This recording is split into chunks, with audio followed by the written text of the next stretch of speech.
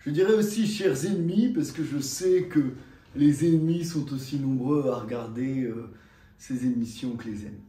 Je m'adresse à vous car vous avez remarqué, les clochards célestes sont morts et sont devenus Lapin TV.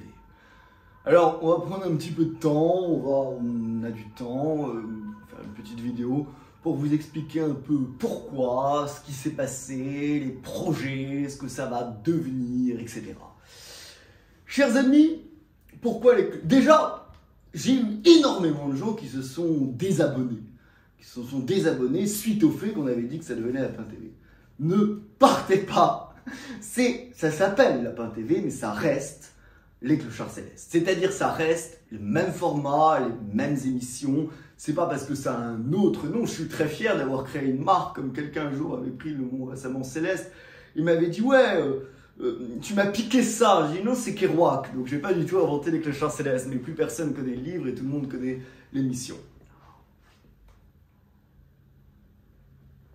Pourquoi Lapin TV? Tout d'abord parce que maintenant je suis rédacteur en chef du magazine Playboy et les interviews que je faisais dans les clochards célestes, je les fais désormais à Playboy. Et on ne voyait pas le sens de créer une nouvelle chaîne, de repartir de zéro, de faire certaines émissions pour les clochards célestes, d'autres pour Playboy, plutôt que de faire un seul et même bunker en quelque sorte, ou un seul même Panzer. Alors, si on peut revenir, donc vous retrouverez exactement les mêmes émissions. Si on peut revenir un petit peu sur l'histoire des clochards célestes, on a un petit peu de temps. Quand j'ai commencé cette émission, c'était tout d'abord un rêve d'enfant. J'étais un adolescent timide, malade de timidité à tel point que je n'osais passer à personne, je n'osais parler à l'école. Je n'osais pas parler aux gens, j'étais malade de timidité, à quel point que à midi tout le monde déjeunait ensemble et moi j'allais me cacher dans une petite ruelle qui sent le pipi avec mon sandwich pour déjeuner. Et je regardais des émissions à la télévision, je voyais Patrick Sébastien, je voyais à l'époque c'était beaucoup Sébastien, il y avait d'autres gens, il y avait Drucker, Hanouna déjà, et je disais ça me fait rêver, c'était génial. Et je trouvais ça sublime, ces battleurs. Moi, j'aimais le cirque. Donc, je trouve ça incroyable, ces battleurs. Et je voyais ça, mais moi, j'arrivais même pas à parler à mon voisin de classe. J'arrivais même pas à parler à la personne qui était assise à côté de moi. J'arrivais à parler à personne. Si bien que, puis je me trouvais moche. C'est pour ça que j'ai fait de la chirurgie après. Je me trouvais moche, bon, voilà. Vous imaginez quand on veut être Patrick Sébastien et qu'on n'arrive même pas à parler à son voisin en classe. Et j'avais 16 ans et je dis à mon père, j'aimais deux personnes, Patrick Sébastien et Gilbert Collard. Mais Collard pas du tout pour des raisons politiques, parce que c'était un battleur. Et j'avais demandé la même coupe de cheveux, d'ailleurs je l'ai gardée toujours aujourd'hui. J'avais demandé la coupe de cheveux de Gilbert Collard. Et je voulais être Collard, je voulais être Sébastien, je voulais être la battleur, je voulais être Monsieur Loyal au cirque. Et mais c'était impossible. Et j'arrivais même pas à parler au club théâtre pour dire bonjour à la dame à 16 ans.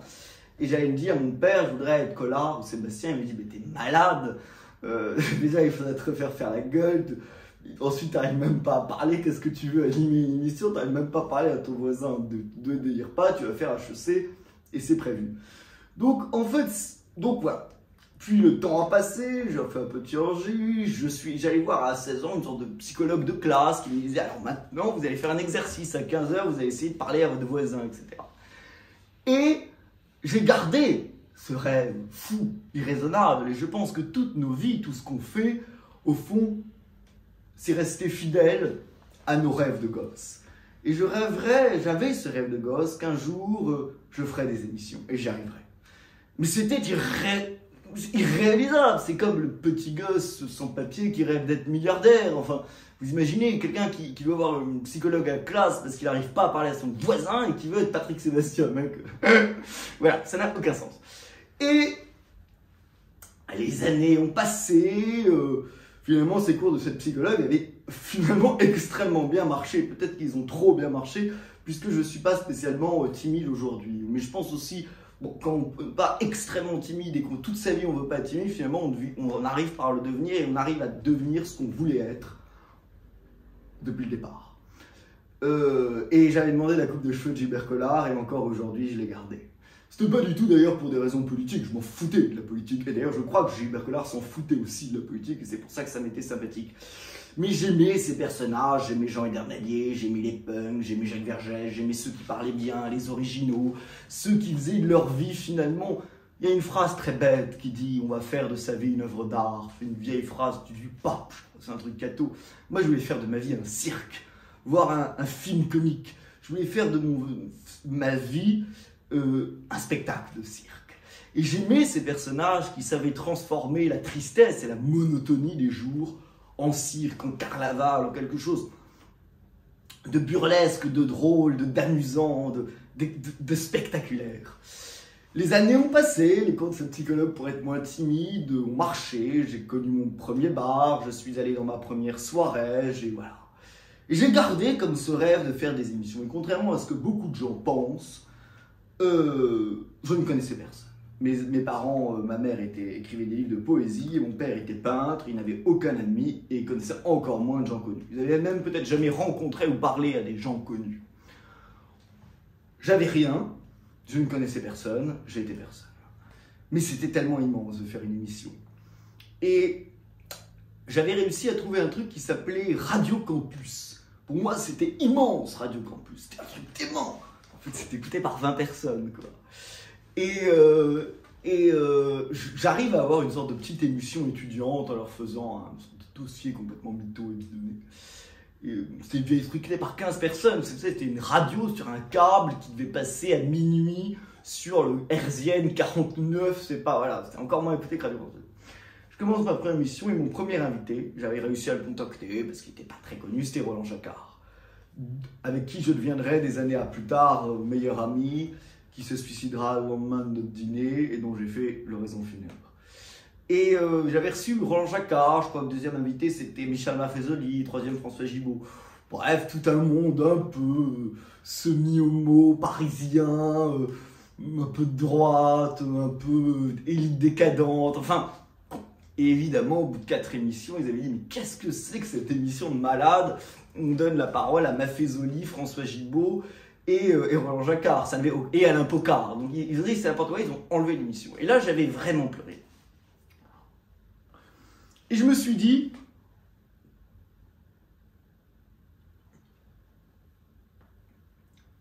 J'avais, quand j'étais petit, une caméra avec laquelle, vous savez, je faisais des émissions avec mon père et mon père me filmait. Et je disais, ah bah avec vous savez, mon chasse-cheveux. Et je recevais mon père jouer les célébrités, je sais pas, Ségolène Royal, Claude Lelouch, il jouait ça et moi je les recevais, l'interviewais.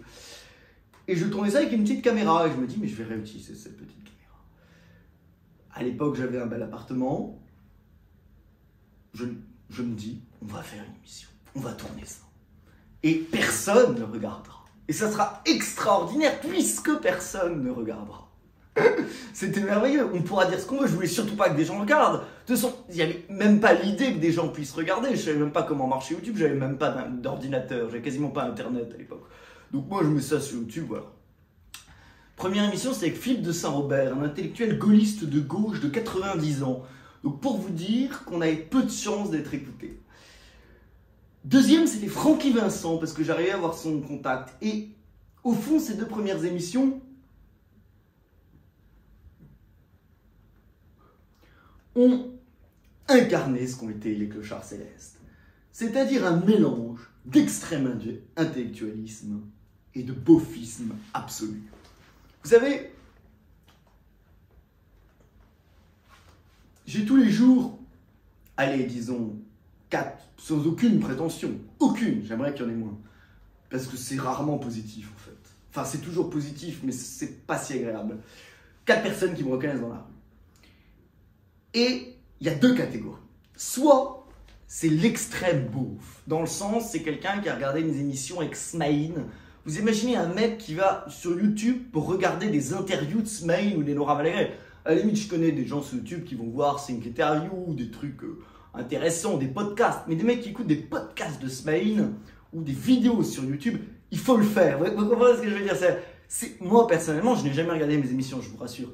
Mais à la limite, j'ai pu regarder, je sais pas, des intellectuels reçus dans des émissions, ça m'intéresse, pas Bec BD dans des émissions. Mais j'aurais pas eu l'idée de regarder des interviews de 3 heures sur la vie de Smaïn, ou des études sur les œuvres de Jacques Pradel, des grandes interviews sur l'enfance d'Enora Malagré. C'est un public assez spécial. Et notamment toutes les émissions à scandale, le dealer des stars. Alors c'est des gens qui s'intéressent beaucoup à la dénochrome, qui pensent qu'on ligote nos enfants dans des fonds des caves et qu'on les fouette pour avoir du sang. Ou alors qui regardent les révélations sur le dealer des stars. Donc c'est sans aucune snobisme et prétention, c'est un peu le fond. Quand je dis c'est un peu le fond, c'est pas du tout le fond dans le sens au contraire, je trouve ces gens extraordinaires. Mais c'est un public très populaire. D'ailleurs, si on faisait de la sociologie, ça serait vraiment la classe la plus basse de la société. Par exemple, on reconnaît beaucoup les chauffeurs de taxi, les chauffeurs Uber, les livreurs, pas mal tout ce qui est un peu genre les gendarmes, tous ces gens-là, vous savez, un peu les agriculteurs, etc. C'est très amusant. Et des gens qui regardent du coup toutes mes émissions. Et il y a un deuxième public. Alors là que je croise plus à Paris, qui sont au contraire des gens extrêmement intello. Et quand je dis extrêmement intello, c'est pas des profs de français, c'est pas des profs de lettres, c'est des vrais intellos. Et quand je dis des vrais intellos, c'est des gens souvent plutôt de droite, un peu étudiants souffreteux, qui lisent des livres d'ésotérisme, qui s'intéressent à Gabriel Maznev, qui s'intéressent à plein d'écrivains totalement oubliés, qui s'intéressent à Christian Lamazière, qui s'intéressent à Evola, vous voyez, étudiants assez intellos, souffreteux, etc., qui rêvent souvent un peu de Paris, d'un monde disparu, de figures mythiques. Et ces gens-là qui regardent mes émissions, mes grands entretiens que j'ai fait avec Gabriel Maznev, Dominique Fernandez, Frédéric Vitou, François Gibault, etc. Toutes des émissions plus intello que j'ai fait sur Jacques Verchès, etc. Des émissions extrêmement intello. Et moi, ce qui m'a intéressé, c'était de réunir à la fois le mec qui ne savait pas ce que c'était qu'un livre et le mec qui était carrément qui ne lisait que des livres. Ce que j'aimais, c'est que dans mes mêmes émissions, parfois, il y a, je sais pas, le gendarme au passage clouté qui me dit « J'ai regardé votre entretien avec Dave » et je dis avec Benoît Duteur qui va rentrer avec l'Académie française et qui me dit « J'ai regardé votre entretien avec Dave ». Et au fond, c'est ça ce qui est intéressant. Il n'y a pas les classes intermédiaires. Il n'y a pas de profs.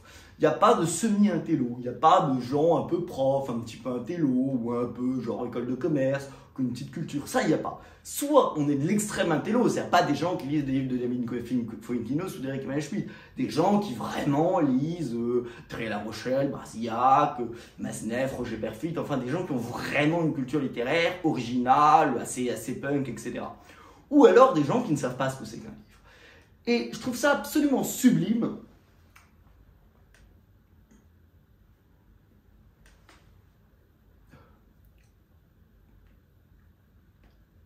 d'avoir réussi à unir ces deux mondes. Et je déteste les demi-habiles, je déteste les demi-intellos, je déteste ceux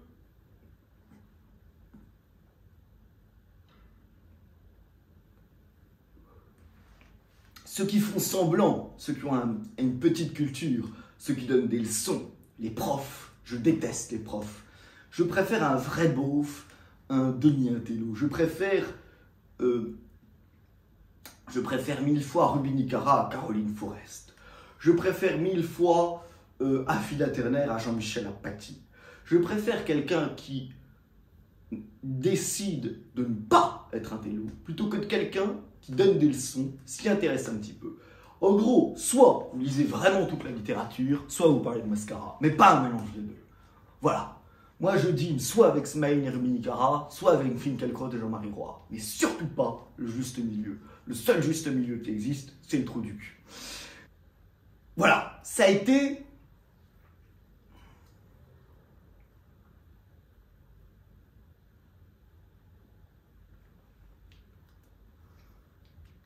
Ça a été une magnifique aventure. Je ne pensais pas que ça marcherait, honnêtement.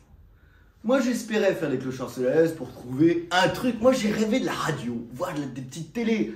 Mais j'ai rêvé d'être embauché sur une petite radio de merde. Et je me disais, moi, c'était pas voué à continuer. Je pensais faire quelques émissions. Je pensais d'ailleurs jamais recevoir des gens aussi connus. Je pensais que ça resterait quelque chose d'un peu confidentiel. Et puis, ça a marché. Pourquoi ça a marché, je ne sais pas. J'ai toujours cru, comme dirait Pierre Jolivet, en mon bonne étoile ou en mon ange gardien. Et il a veillé sur moi.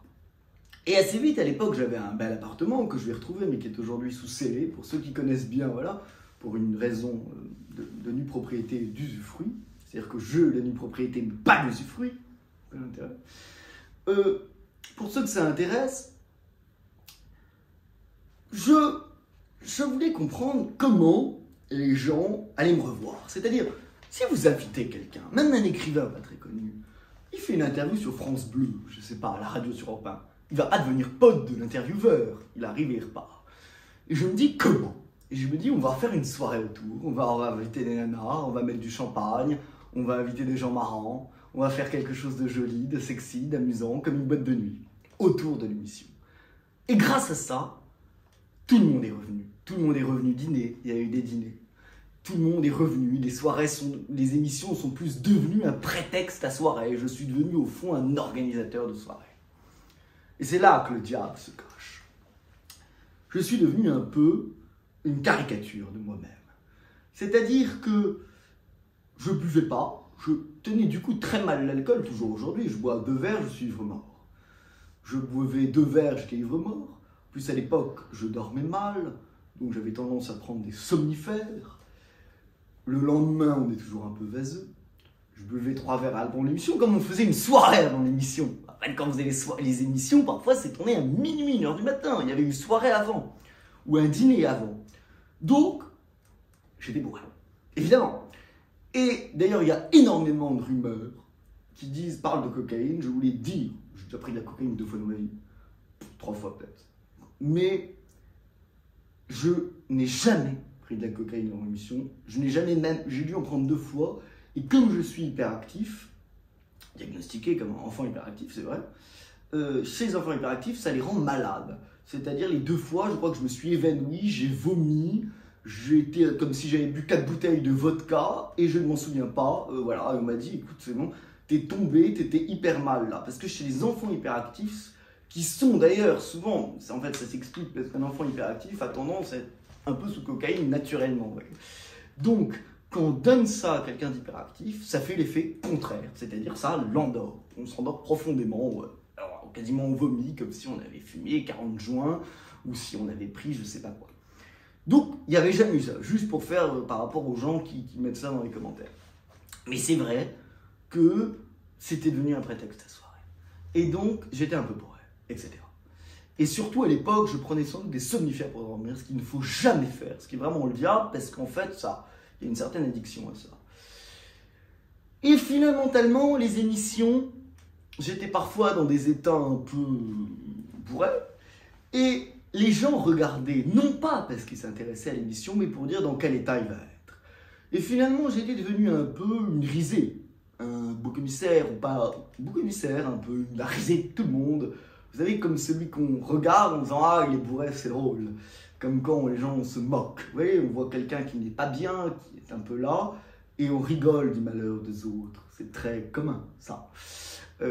Donc, au fond, les gens regardaient mes émissions, non pas. Et alors moi, tout le monde aurait dû me dire, beaucoup de gens devaient me dire c'est pas bien, ne fais plus de soirées avant les émissions, t'es aviné et tout. Mais évidemment, les gens disaient ah, c'est génial, je me suis jamais autant marré avec Basile de Coq, vous avez l'air d'être dans le cirage tous les deux, c'était tellement drôle. Et en fait, c'est extrêmement cruel, c'est tous les gens qui se réjouissent de vous voir pas bien. En plus, ça ne me correspondait pas, parce que je buvais pas. Ce qui était terrible, c'est que je n'étais bourré que quand je faisais mes émissions, je sortais pas tellement. Donc en fait, j'étais bourré 2 soirs par semaine, mais 2 soirs des émissions. Donc c'est pas du tout comme si j'étais alcoolique ou toujours dans cet état. D'ailleurs, c'est très drôle, parce que tous les gens qui me connaissent dans la vie, tout le monde dit, c'est plutôt un mec sain, sportif, etc. Pas du tout toxico de limite, c'est bizarre, parce que dans tes émissions, c'est pas tout à fait le même personnage, parce que tous les gens sont soit déçus et contents en même temps. Dire t'es beaucoup moins drôle en vrai, ou en tout cas t'es beaucoup moins, voilà. Et donc, finalement, c'est un peu, ça avait créé un personnage, des émissions, un mec un peu gênant. Alors, je m'a jamais dit, par exemple, dans la vie que j'étais cringe, malaisant. Et toujours la maison, parce que voilà. Donc ça avait créé un peu un personnage. Je voyais que ça marchait, donc bon, il y avait des gens qui géraient les émissions pour moi, ils étaient contents. Et je laissais faire. Et fondamentalement, il y a à peu près 1 an, je me suis dit vraiment, je vais plus trop boire, ou en tout cas vraiment modérément, et surtout ne plus jamais prendre de somnifères, parce que ça m'était parfois dans la soupe. Donc, j'ai une vie assez saine, et j'ai revu ces émissions. Parfois même j'étais bouffi, c'était horrible. Et je me suis dit, ce n'est pas possible. C'est ignoble, ce n'est pas moi. Et c'est surtout, voilà, c'est pas moi. Et donc, Patrick Besson, qui est un très bon ami, un grand écrivain, m'avait dit, c'est dommage, parce qu'on croit que t'es un mec bourré et tout, alors que tu bosses tes sujets, t'es très sérieux. Et donc je me suis dit, gardons les meilleurs, et enlevons toutes celles qu'on regarde pour de mauvaises raisons.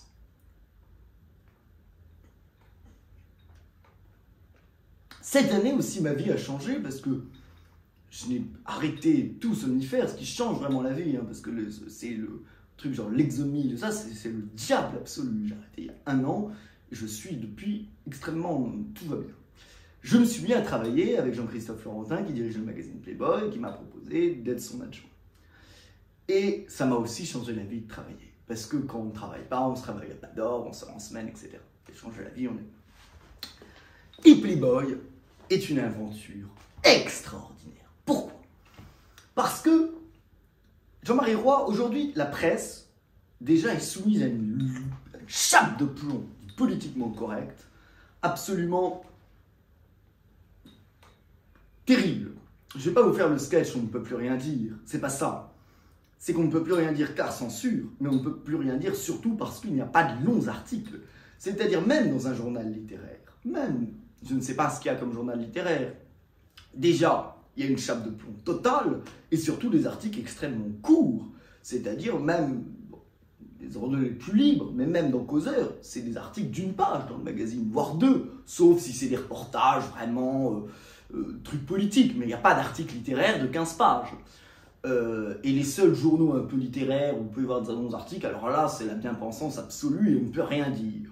Donc, de toutes les façons, soit on ne peut rien dire, par exemple, je pense qu'avec Geoffroy Lejeune, et j'en suis très content, le JDD va retrouver un peu de liberté, mais je ne pense pas qu'il y ait des articles de 15 pages littéraires dans le JDD.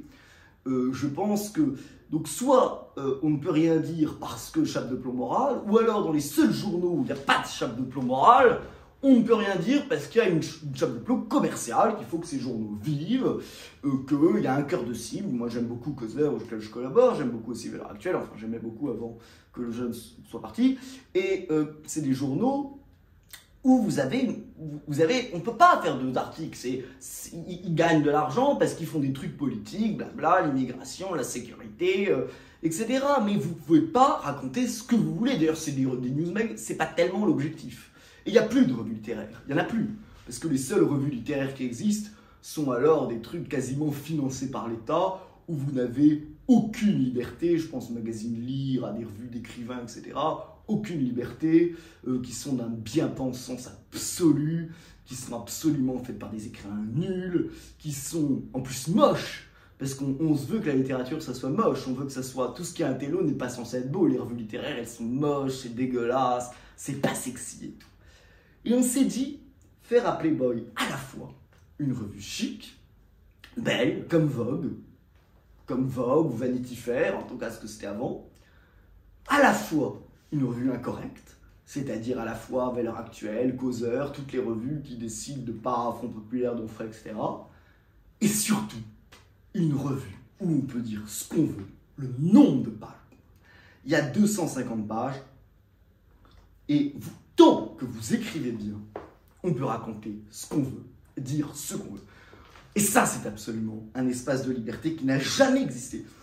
C'est pas un journal, c'est un hôpital psychiatrique, c'est une psychothérapie de groupe où chacun arrive avec son vécu, ses passions, ses haines, ses répugnations, ses exaspérations, et chacun a du style littéraire et décide de les raconter. Et ça, c'est absolument extraordinaire.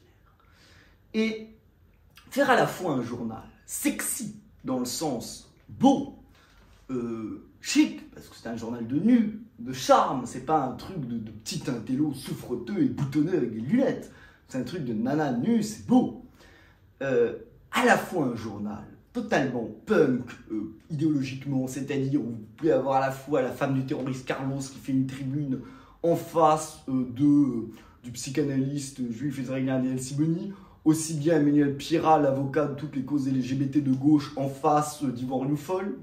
On n'a jamais vu ça. Une interview de Jawad sur 10 pages, le logeur des terroristes. Là, dans le prochain numéro qui sort, les révélations de Piotr Pawlenski et Alexandra Taddeo, censurées par tous les médias français, qu'aucun des médias français n'a voulu inviter, 15 pages dans Playboy de révélations, qui tombent peut-être, certaines, sous le coup de la loi. Donc, ça, c'est une liberté et surtout un espace de création littéraire. Playboy, en fait, devient quasiment mon journal intime, mon journal intime absolu, sans aucune censure, avec une liberté qui est celle de la littérature. La littérature, c'est censé déjà être beau de la littérature, mais c'est censé être incorrect, sexy, et ça ne se coupe pas, ça ne se découpe pas, ça ne se reraille pas. Et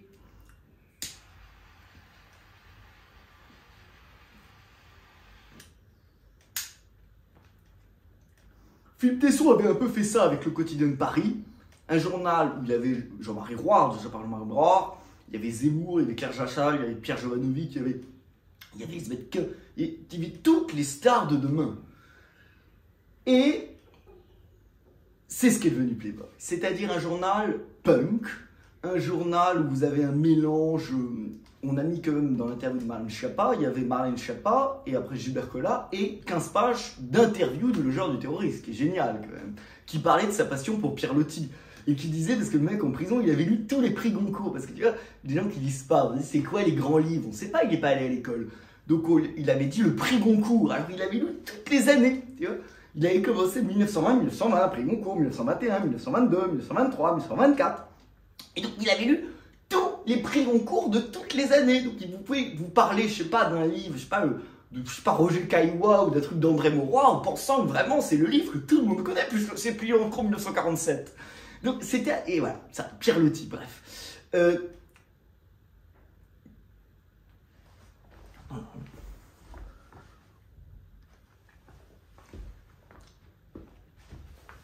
En cela, Playboy a été une aventure extraordinaire. Est une aventure extraordinaire. Playboy devient un peu mon journal intime. C'est absolument génial. C'est-à-dire qu'on ne me censure aucun texte. Et dès que quelqu'un, il peut dire n'importe quoi, si ce qu'il écrit est beau, si ce qu'il écrit est littérairement intéressant, si c'est de la littérature, on ne censure pas. On a quand même mis Marc-Édouard Nab. Mais ne pensez pas que c'est un journal de droite. Ou un journal de gauche. Moi, si je suis un mauvais journaliste et je lis Playboy, je fais un article à charge, je peux tout dire. Je peux dire que c'est un journal islamiste, puisqu'il y a Jawad. Je peux dire que c'est un journal islamophobe, puisqu'il y a Ivan Youfol. Je peux dire que c'est un journal israélien, puisqu'il y a des... Je peux dire que c'est un journal de l'Iran, puisqu'il y a Isabelle Coutanpère, la femme du terroriste Carlos, qui est l'avocate de l'Iran.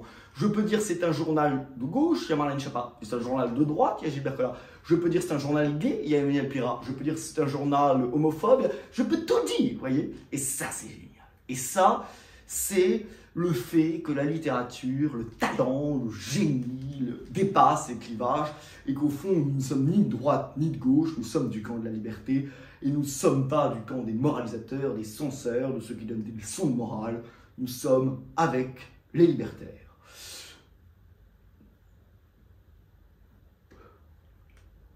Dans le prochain numéro de Playboy, vous pourrez retrouver les révélations de Piotr Pawlenski et Alexandra Taddeo qui racontent comment elle couche avec Benjamin Griveaux, extraordinaire, et sa vie sexuelle, comme pourquoi elle a fait ça, pourquoi ils ont diffusé la sextape. La raison est totalement lunaire, on ne s'y attend absolument pas. Vous pouvez avoir également une interview, un sujet que j'ai fait sur Charles Sobrage, le serpent.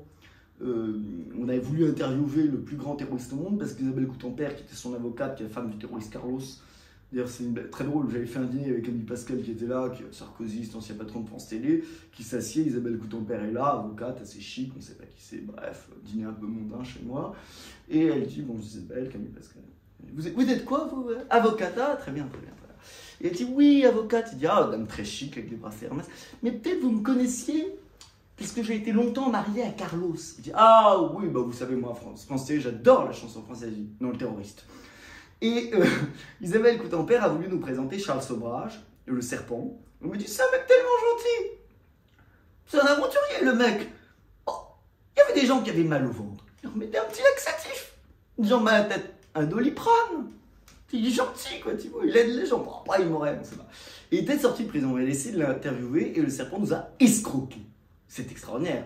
Escroqué par un serial killer. On raconte ma vie sexuelle, la soirée de Castel, avec tous les détails, vraiment une mise à nu intégrale, quasiment comme un journal intime, où vous retrouverez Afida Turner, Rubini Cara, Elisabeth Lévy, Marc Warnab se réconciliant avec Frédéric Becbédé. Vous retrouverez exactement la seule interview immense de Michel Polnareff, Patrick Sébastien qui raconte comment il a voulu être prof de philo, un immense portrait de Brigitte Bardot. Bref, vous retrouverez au fond de la liberté. Et plus que tout, on veut défendre la liberté. Et donc, pourquoi Lapin TV? Parce que Lapin TV, ça va être la version vidéo du magazine Playboy. Et en fait, ça va être encore plus fort que les clochards, parce que dans les clochards, vous aviez des petites interviews comme ça. Là, vous avez tout le magazine par écrit. Donc, les plus grandes stars françaises qui donnent leur interview à Playboy. Et surtout, vous aurez tous les compléments du magazine, c'est-à-dire les tribunes, par Eric Nolot qui nous signe une tribune sur le wokisme, vous l'aurez en version vidéo, diffusée dans Lapin TV.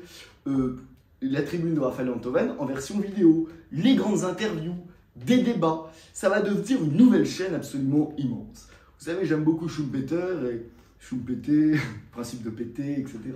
Et je crois en la destruction créatrice. Il faut détruire ce qu'on aime, il faut toujours se détruire soi-même, et il faut toujours tuer celui qu'on était devenu et la caricature de celui qu'on était devenu pour créer un homme nouveau. Et c'est ça, Lapin TV. Ne regrettez pas, c'est les clochards célestes en mieux. Vous aurez Loïc Le Fleuve Prigent, qui, vous savez, était l'affaire Elf, qui est allé en prison, qui a été kidnappé au Mali. Enfin, c'est des histoires démentes. Vous aurez des grandes interviews. Tout ça dans Lapin TV. Dans Playboy, vous retrouvez par exemple une interview de Marine Gies par Marc Bornab. C'est quand même assez chic d'avoir un des 3 plus grands écrivains français, mais pas comme auteur. Juste comme intervieweur, quoi. Bientôt, on va voir comme correcteur Michel Houellebecq ou comme webmaster Emmanuel Carrère. Ce que m'avait dit Renaud Camus, il m'a dit oui, mais Carrère, c'est mon webmaster. J'ai dit c'est pas mal d'avoir comme webmaster Emmanuel Carrère. Donc, Lapin TV, ça va être Playboy en beaucoup plus fort, en beaucoup mieux. Et surtout, à l'heure aujourd'hui, où nous sommes pris dans un étau, avec d'un côté l'islamisme et de l'autre le féminisme. Et encore, si de l'islam et des islamistes nous pouvons passer des femmes, non, comme m'avait dit Ron Jacquard. Mais surtout à l'heure où les islamistes veulent nous faire mettre des burqas, nous interdire le sexe, nous interdire de draguer, de séduire, parce que les femmes sont des carpas et qu'il ne faut pas faire ça. Et où à l'heure où les wokistes veulent nous interdire de séduire, de draguer, parce que les hommes sont des harceleurs, disent qu'ils n'aiment pas Playboy parce que c'est l'objectivation de la femme, disent que Playboy c'est la femme objet, que la femme au fond elle doit surtout pas draguer, surtout pas être sexy, surtout pas se montrer nue, surtout pas montrer qu'elle est une femme et aimer les hommes, mais elle doit être rentrée, elle doit avoir peur des hommes, dire que ce sont tous des machistes, que tous sont tous dragues et quelque chose d'horrible. Au fond, à l'heure où les islamistes et les féminismes sont d'accord, à l'heure où on est dans une nouvelle vague de puritanisme.